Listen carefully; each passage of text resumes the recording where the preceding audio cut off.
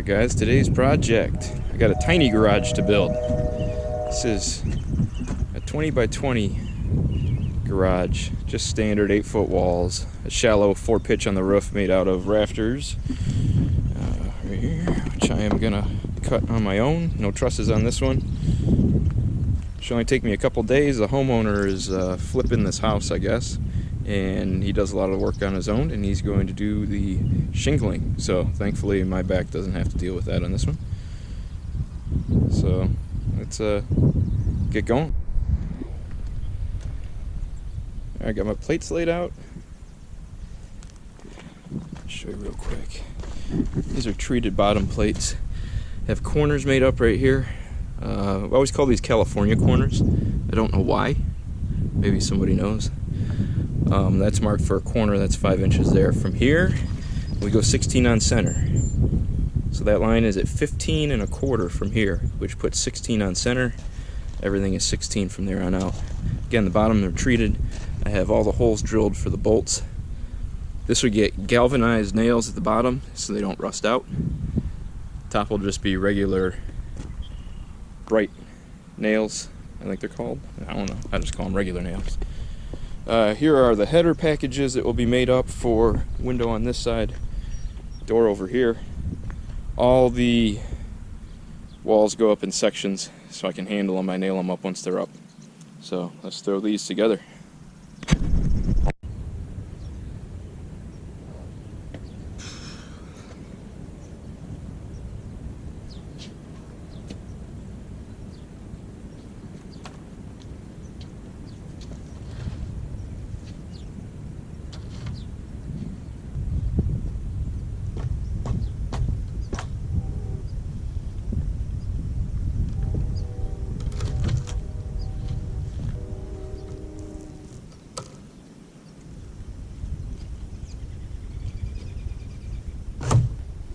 Next up, I grab my ladder, get these drawn together, nailed up, finish up these double top plates, move to the front sections. Okay, getting this front section ready to go in. It's got the header for the door. It's two 2x12s with 1/2 inch OSB sandwich between. That gives us 3.5 inches, which is the thickness of the 2x4. It will slide all the way up to the top. Jack studs will go underneath there. When you're laying out the wall, you always want to crown the studs so they go like that. So then they'll touch here and they'll touch there, and it accounts for anything.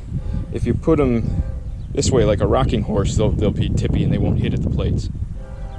And it accounts for any slop in the concrete, because masons don't always get everything perfectly smooth. So we get this wall done. That far wall, the header's gonna have to go up because it goes dead center. The header will go up afterwards. That's not a big deal. So this wall, that wall, top plates, front small walls, and the big door header. We got a 16-foot door going in. All right.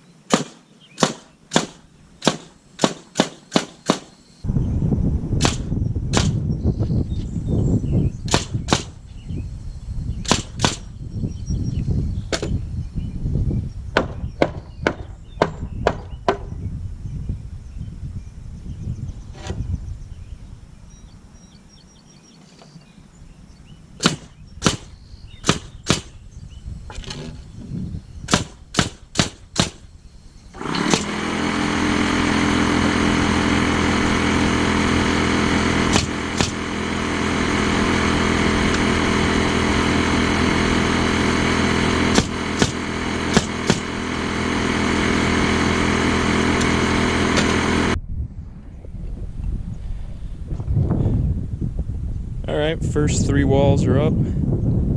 Double top plates are on, corners are nailed together. Even got the plates laid out for the rafters and the joists all along there. This window package still needs to be built. Needs jack studs, a sill, and all the cripple studs below. I will get that in a minute. My small front walls are nailed up. I have my sill sealed down and ready to go. Headers will, with a header, that big one right there, the header will drop down on those jacks, and then it will line up with the top plate, and then it will get one single double top plate all the way across the header. That gives me my height for a 7-foot garage door on an 8-foot pre-cut stud wall. So next, these two go up, and the header goes up.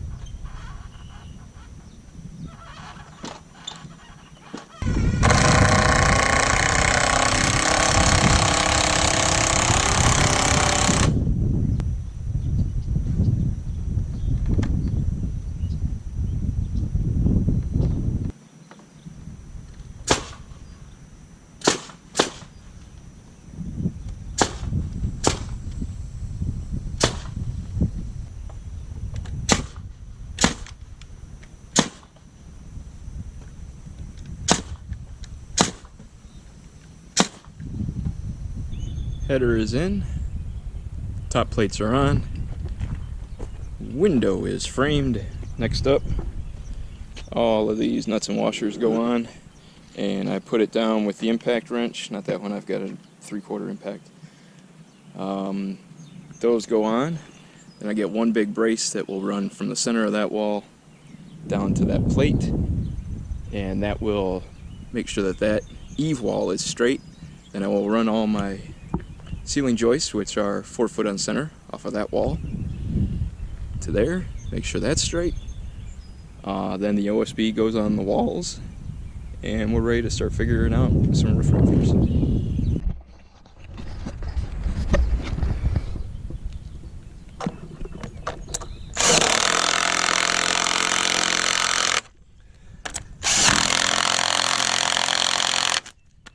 Usually try to hit them till they start to sink into the wood there.